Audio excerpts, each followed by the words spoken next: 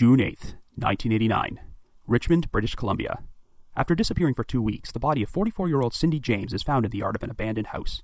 Her hands and feet have been tied behind her back, and her cause of death is determined to be an overdose. Cindy's death brings an end to a 6.5-year period of terror in which she claimed to have been stalked, tormented, and attacked by an unknown assailant. However, police believe that Cindy was a mentally ill person who staged all the attacks against herself before committing suicide. The conflicting evidence prompts a coroner's inquest, and the official ruling is that Cindy died of an unknown event.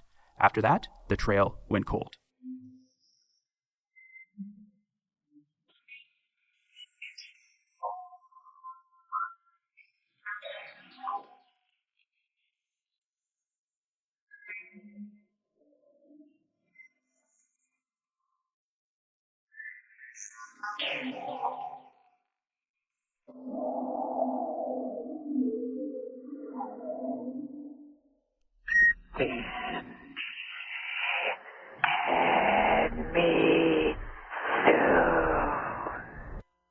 Hello everyone, and welcome to the latest episode of The Trail Went Cold.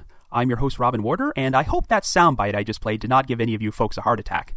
In case you're wondering, that is a recording of an answering machine message from a raspy-voiced caller uttering the words, "Cindy, dead meat, soon." This message was left for the ex-husband of a woman named Cindy James, who was suffering through a years-long campaign of terror at this point. Was this caller the same person who had been terrorizing Cindy, or was it actually Cindy herself disguising her voice? Well, that's a topic we're going to discuss on this episode. I've developed a special theme for the podcast this month. For the past few years, it's become an annual tradition for me to publish creepy Halloween-themed articles at crack.com. So for the entire month of October, all of the Trail Went Cold's episodes and minisodes are going to analyze cases which I have covered in my Halloween pieces at Cracked. Today's mystery was featured in my article 5 Creepiest Ways People Were Tormented for Years, which was published last October. And this is an ideal choice because the Cindy James case just happens to be one of my most requested mysteries to cover on this podcast, and I've been itching to do it for a long time. Of course, as you may or may not know, The Trail Went Cold is a Canadian-produced podcast, and this is one of our country's most infamous mysteries. It is undoubtedly one of the most memorable, creepy, and hotly debated cases ever featured on Unsolved Mysteries. The idea of a woman being constantly stalked and harassed for nearly 7 straight years is absolutely terrifying. In today's internet age, harassment campaigns are sadly all too common, as it's easy to make someone's life a living hell when you can do so anonymously from your keyboard. But in the pre-internet world of the 1980s, it would take an insane amount of time and effort to harass someone as much as Cindy James was harassed. However, there's also the possibility that Cindy James was a mentally ill woman who staged all the harassment against herself, which would also take an insane amount of time and effort on her part. I think the most unsettling aspect of this story is that no matter which side you take, both scenarios are frightening as hell. But before we get started, let's take a brief moment to get some business out of the way. The Trail Went Cold is now a weekly podcast which alternates between our regular full-length episodes like this one and 10 to 15-minute minisodes about smaller-scale cold cases which don't have as much material to explore. So we have entered the cycle of delivering either a new regular episode or minisode every Wednesday. We're currently available for download on several platforms, including iTunes, Stitcher, and Google Play Music, so if you like this podcast, be sure to subscribe to it. If you give us a rating or a review at any of these sites, you're opening the door for us to get more exposure and garner us some potential new listeners. The Trail Went Cold now has its own PayPal account and a new donate button on the website for anyone who's feeling generous. If there's anyone else out there who feels like making a donation, we would be incredibly flattered and greatly appreciate it. And we'll be sure to give any of our generous donors a shout-out on a future episode. So with all that out of the way, let's begin the terrifying and baffling story of Cindy James.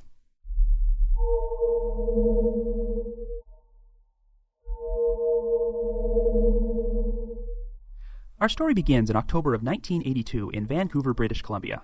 Our central figure is 38-year-old Cindy James, who was still living under her birth name, Cindy Hack, at that time. Cindy has recently gotten separated from her husband, a psychiatrist named Roy Makepeace. The couple originally got married when Cindy was 22 years old and Roy was 18 years her senior. Cindy seemed quite content to end the marriage and move on with her life, but she would soon begin an unimaginable downward spiral. Approximately 4 months after the separation, Cindy started receiving a series of harassing phone calls from an unknown individual. Sometimes the caller would stay silent, and sometimes Cindy could hear a male voice whispering some threats. Cindy claimed she did not recognize the voice and reported those calls to the police. But in the ensuing months, the harassment would extend beyond the telephone and get much worse. Cindy often heard what she thought were prowlers outside her house. She would frequently discover that her porch lights had been broken and her phone lines were cut. At one point, she had a rock thrown through her window, and on another occasion, someone actually came into her home and slashed a pillow. Cindy then started finding creepy notes on her porch and in her mail. You can see some of these notes on the Unsolved Mysteries website and MelanieHack.com, a website run by Cindy's sister, Melanie Hack. These are the type of notes where individual letters would be cut out of magazines and glued onto a piece of paper to form sentences such as, "I see you," "Soon, Cindy," and "You're dead." They'd sometimes include photos of such unsettling images as a woman getting strangled, a corpse being wheeled into a morgue, and a hand holding a knife. It got to the point where Cindy started telling people that whoever was doing this wasn't trying to kill her, he was trying to scare her to death. And this is when the harassment against Cindy started escalating into violence. On the evening of January 27, 1983, one of Cindy's friends, Agnes Woodcock, arrived at her house, but Cindy didn't answer the door. Agnes soon discovered that Cindy was lying on the ground outside with a nylon stocking tied around her neck. Cindy claimed that she was going out to the garage and was attacked by an unknown assailant, but she didn't see anything but white sneakers. Of course, the police were notified, but this began what could best be described as a very frustrating relationship between Cindy and the authorities. Whenever Cindy described the attacks against her, the police always sensed that she was withholding information and knew more about who her attackers might be than she was letting on. Even Cindy's parents, Otto and Tilly Hack, suspected that she was being evasive. However, Cindy eventually shared a very disturbing story with her mother. Apparently, at one point, Cindy was attacked by someone who held a knife to her throat and told her that if she said anything, her sister and mother would be next. So this turned into a very strange situation. Whenever anything happened to her, Cindy did report it, but always gave off the impression that she wasn't telling the whole story, seemingly to protect her family. Over the course of the next few years, the forms of harassment became increasingly bizarre. At one point, Cindy's attacker apparently targeted her dog, Heidi, who was shaking with fright in her own feces with a cord tied around her neck. And over the course of 1 month, Cindy found a total of 3 dead cats in her yard. 2 of them were strangled, and 1 of them had been hit by a car. The first cat had a cord around its neck, along with a note that read, "You're next." And the next 2 dead cats, they also came with threatening letters.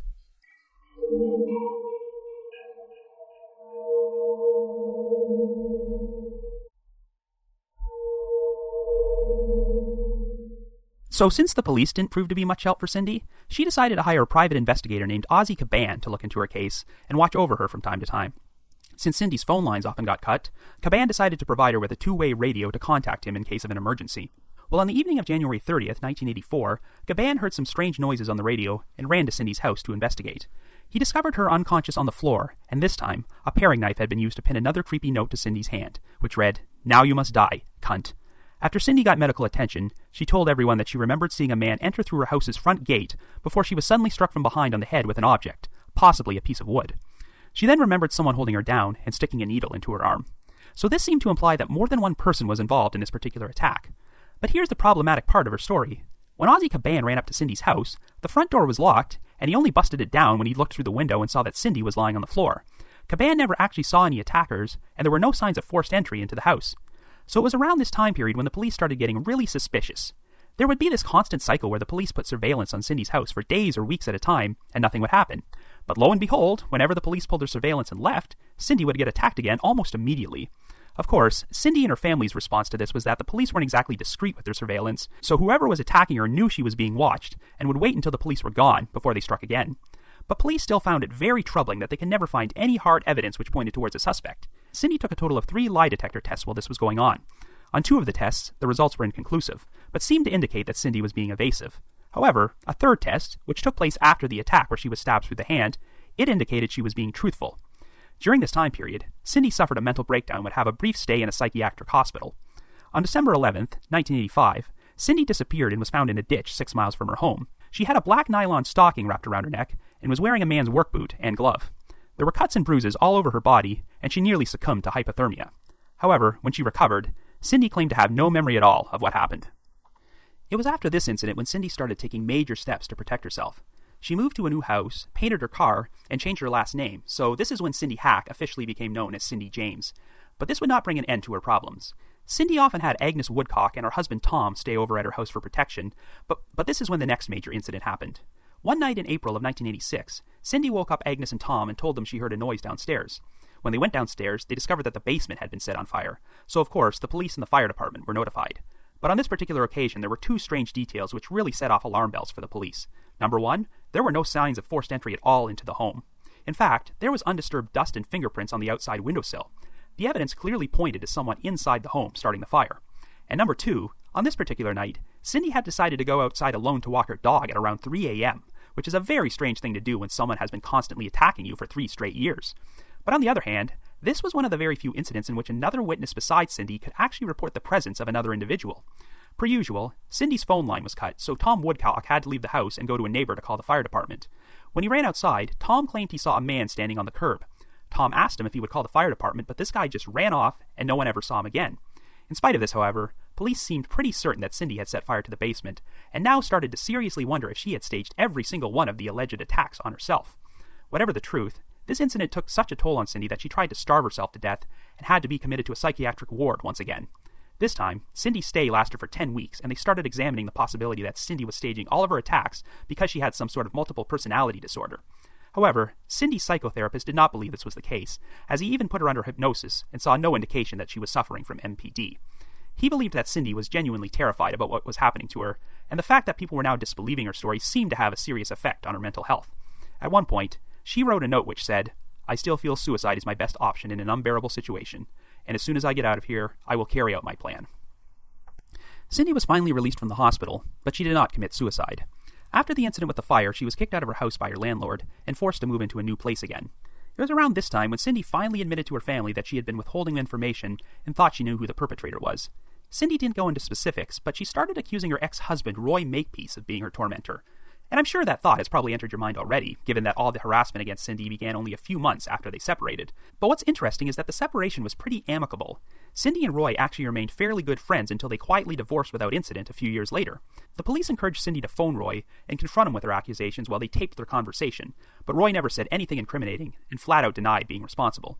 Shortly thereafter, Roy received his own creepy anonymous answering machine message, where the raspy-voiced caller exclaimed, "Cindy, dead meat, soon."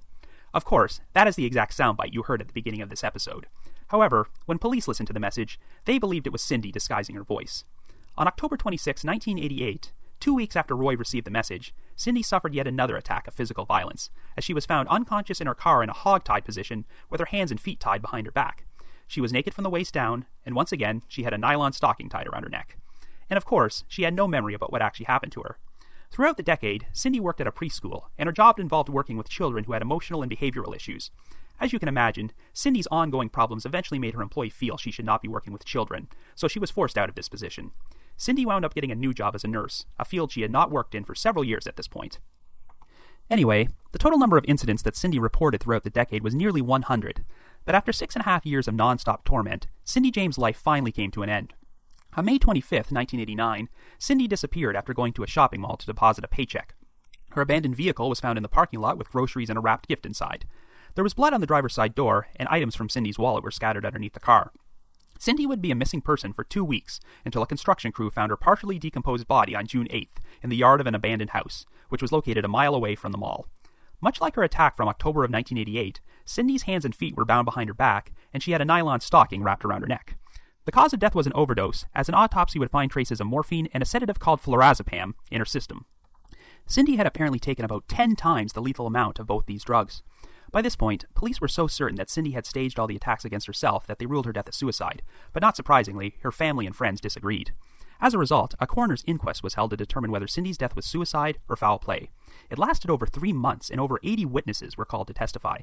This included 3 different psychiatrists, including Roy Makepeace, and they all came to different conclusions. Roy believed Cindy was probably suffering from multiple personality disorder, another psychiatrist felt it was hysterical personality disorder, and the third one thought she was suffering from borderline personality disorder, with features of post-traumatic stress disorder. Because of the state of decomposition on Cindy's body, it was impossible to conclusively determine how the drugs entered her system, which is unfortunate because figuring out whether the drugs were ingested or injected would be a major piece of this puzzle. Flurazepam is a drug which can only be taken orally, and a toxicologist believed that she likely took around 80 tablets. Morphine is a drug which can either be injected or taken in tablet form. And since she was working at a hospital, Cindy would have had access to both those drugs at that time. Now, there appeared to be a needle mark on Cindy's arm, but there was no sign of a syringe or any sign of drinking device at the scene which she could have used to take these drugs. Obviously, Cindy's family found it unlikely that she could have hog-tied herself on her own, but they found it particularly hard to believe that she would have been able to take all those drugs and been able to tie herself up into that difficult position before she died. The police countered with a knot specialist who demonstrated that he could tie himself up in that position with the exact same type of knots in 3 minutes. So if Cindy ingested all those drugs, she theoretically could have had enough time to tie herself up before they took full effect. But the key word here is ingested. If Cindy took all those drugs orally, then yes, she probably would have had around 15 to 20 minutes to tie herself up. But if the morphine was injected directly into her bloodstream, then she likely would have been rendered unconscious immediately before she died. So the problem was that they could not establish how the morphine entered Cindy's system. In the end, there just wasn't enough evidence to sway the jury for the inquest in either direction. So their very anticlimactic determination was that Cindy James died of an unknown event. So I guess you could say, the trail went cold.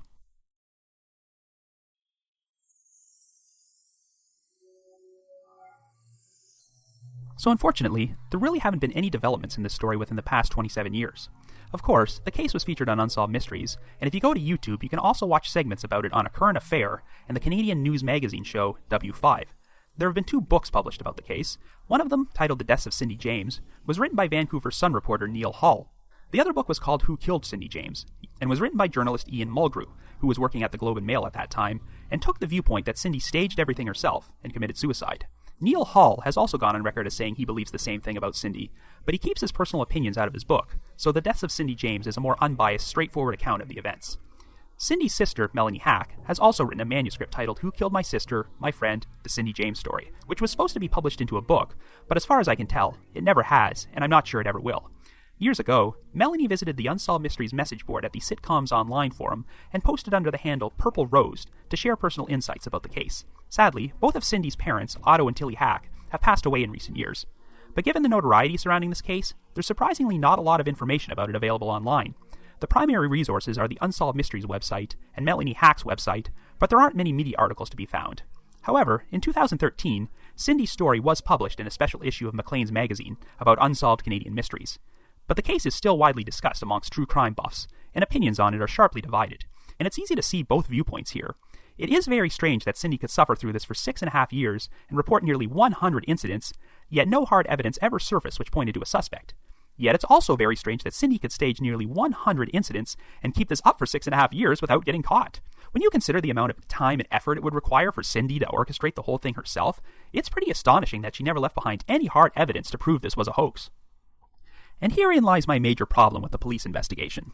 I can certainly understand their frustration and why it must have seemed suspicious that they could devote so much time and resources to watching her and nothing would ever happen. But if Cindy was faking the whole thing, it seems to me there should have been a simpler way to prove that. Since a lot of these incidents seem to happen right after the police pulled their surveillance offer, I don't see why they couldn't have tried something more covert. If you're so certain this is a hoax, the obvious solution would be to tell Cindy that you're pulling all the surveillance offer, but then continue watching her discreetly without letting her know.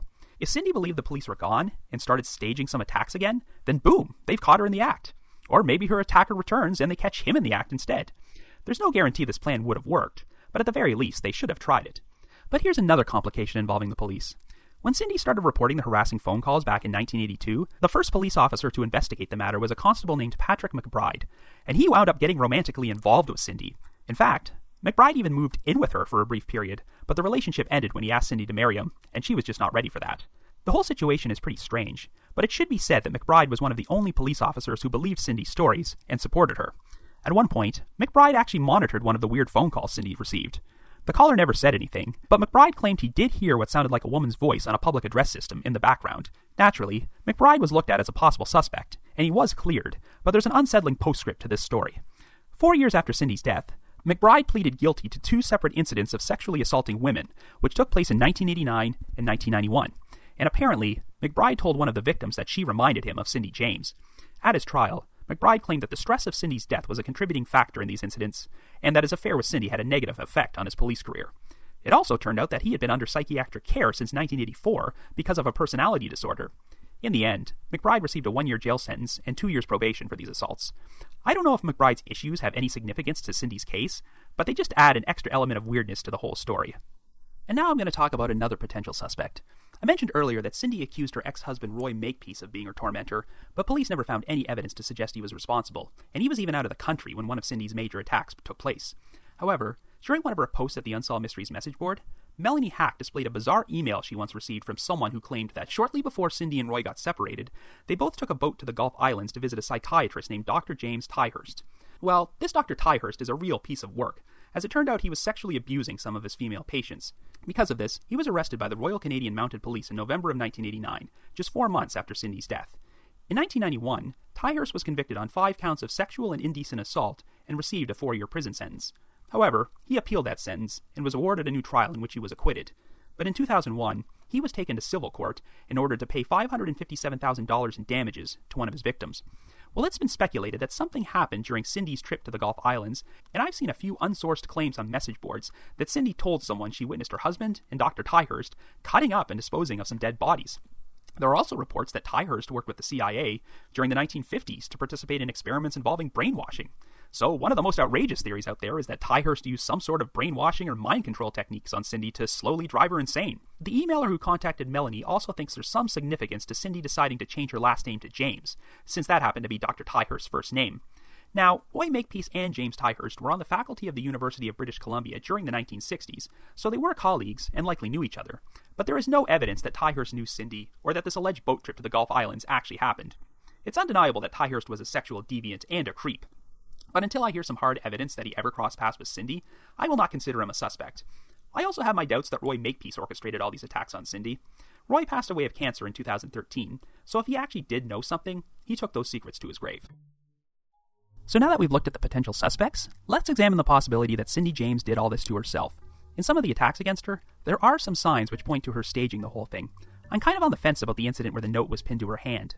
It's hard to fathom a woman willingly stabbing a knife through her own hand like that, but it's also strange that she was found inside her house with the front door locked and there were no signs of forced entry. The incident with the fire in her basement is probably the most suspicious one, as it seems very unlikely that anyone broke into the house that night, and the most logical scenario is that Cindy started the fire herself. But on the other hand, what was the deal with the man Tom Woodcock saw outside, who just ran away when Tom asked him to call the fire department? I guess it's possible that he was just some random guy passing through the neighborhood who didn't want to get involved and took off, but it seems like a pretty weird coincidence. Now, there is at least one more documented case of a witness seeing an unknown individual standing outside Cindy's house. Years earlier, one of Cindy's neighbors claimed he saw a man standing in his yard, staring at Cindy's house. When the neighbor asked the man what he was doing there, the guy took off immediately. I don't believe the sighting took place around the same time as any of Cindy's reported incidents of harassment, so it's unknown if this man had any connection to her at all. But yeah, over the course of 6.5 years and nearly 100 incidents, 2 independent sightings of a possible suspect seems pretty underwhelming. But it must be said that there were a few incidents where it seemed outright impossible that Cindy could have staged things. I mentioned earlier that Pat McBride personally monitored one of the strange phone calls Cindy received. While there were a few more incidences where Cindy got calls while other witnesses were present, including her sister Melanie, Ozzie Caban, and another police officer. Now, in those particular cases, the caller never actually said anything, and there was nothing but silence on the line. But that doesn't change the fact that Cindy couldn't have been phoning herself, so at the very least, she was receiving weird calls for a time. Whether the person who made these calls escalated into threats and physical violence is unknown.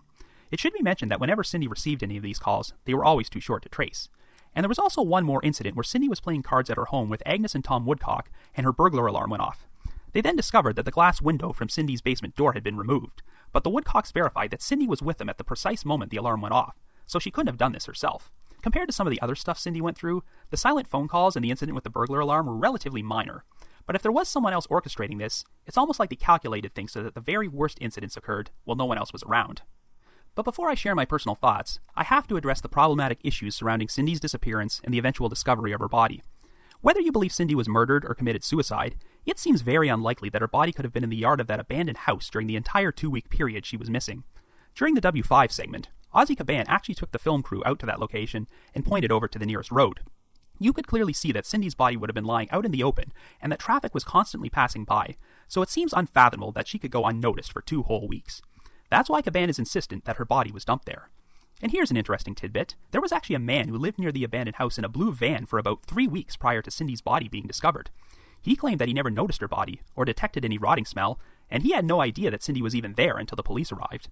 This abandoned house was also frequently used as a partying spot for high school kids, and it turned out that at least one party had taken place in that house during the time Cindy was missing, yet no one reported seeing anything. Now, Cindy's body was in a state of decomposition, so she had to have been dead for at least some time before she was found. But if her body had been lying outside for 2 straight weeks during May and June, the decomposition would have been much, much worse. At the coroner's inquest, an entomologist testified that Cindy's body had likely been at the scene since around June 2nd, which was 6 days before she was found. But if true, that's still 1 full week where her whereabouts are unaccounted for. And there's also the fact that blood was found on the driver's side door of Cindy's vehicle. You'd assume the blood was Cindy's, but I'm not sure if they did any test to officially confirm that. But did Cindy really cut herself and smear her own blood on her car in a public parking lot? And if so, how did she treat the wound after she went missing? And if she was deliberately staging her own disappearance, where was she hiding out over the course of the next week or 2? I know it was impossible to determine the exact circumstances of how all those drugs ended up in Cindy's system and caused her to overdose, but I think there's a serious flaw with the logic of using a not specialist at the inquest to demonstrate whether or not Cindy could have tied herself into that position in the amount of time it took for the drugs to take effect. The key word here is not specialist. There is no indication that Cindy James was a not specialist. So just because this specialist can tie himself up in 3 minutes doesn't mean that Cindy could do it. In fact, it's debatable whether Cindy could have tied herself up into a hog-tie position at all, with or without drugs in her system. So I don't put much weight in that demonstration, and there are still a lot of unanswered questions about Cindy's death.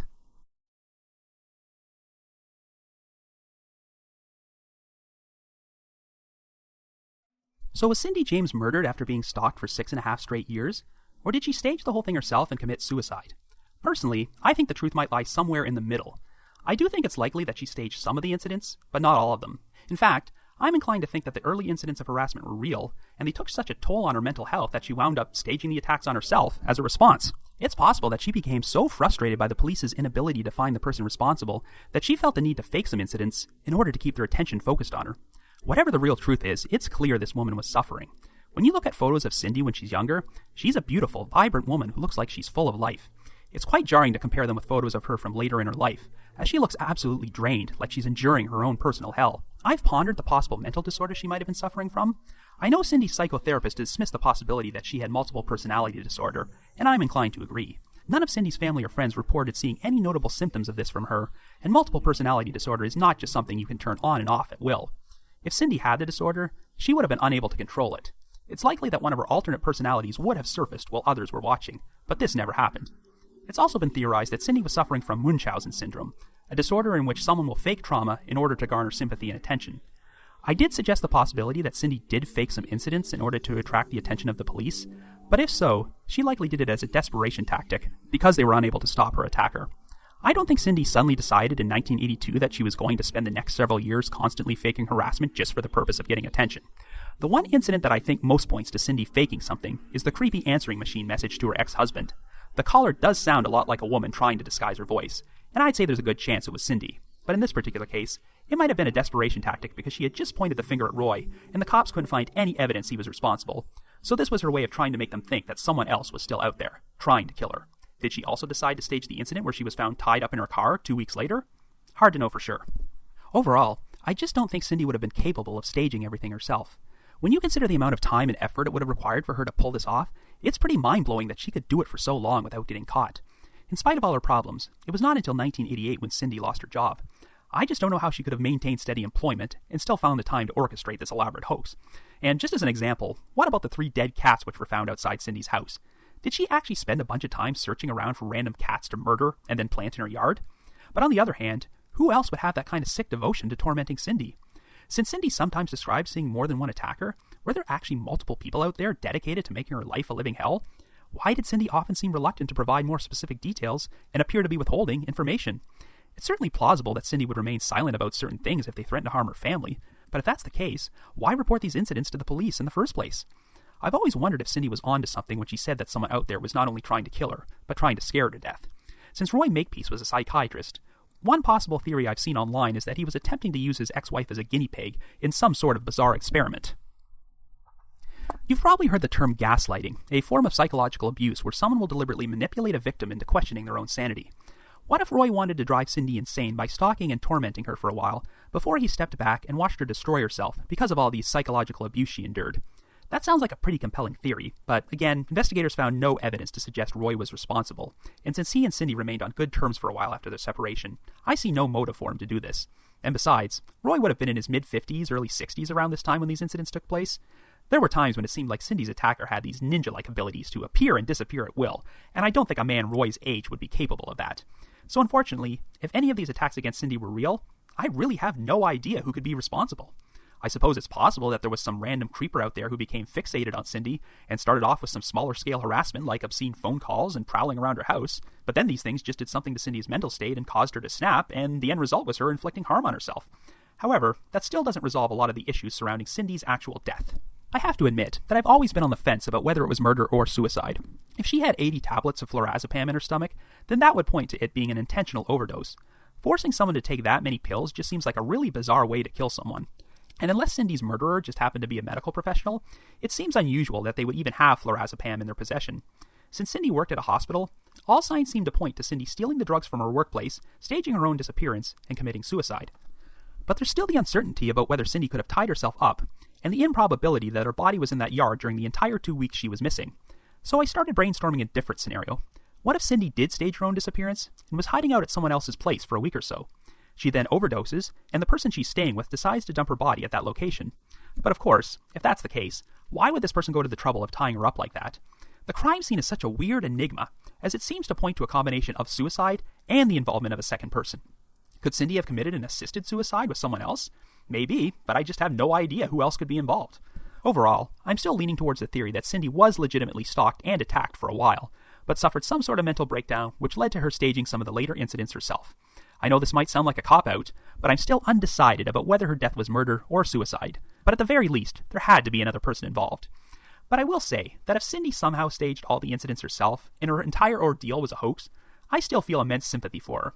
People who orchestrate hoaxes often do so because they relish the attention, but that was clearly not the case with Cindy. She was definitely suffering and going through her own personal hell, and I'm sure even the most skeptical person would agree that she was not garnering any enjoyment out of this situation.